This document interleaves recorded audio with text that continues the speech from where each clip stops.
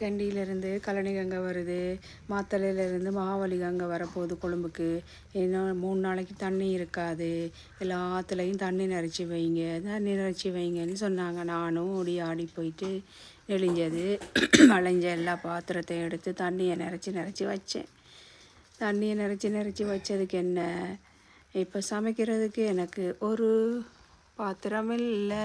என்ன செய்கிறது யோசிச்சுக்கிட்டே இருக்கிறேன். எல்லாத்துலேயும் தண்ணியை நிறச்சி வச்சாச்சு.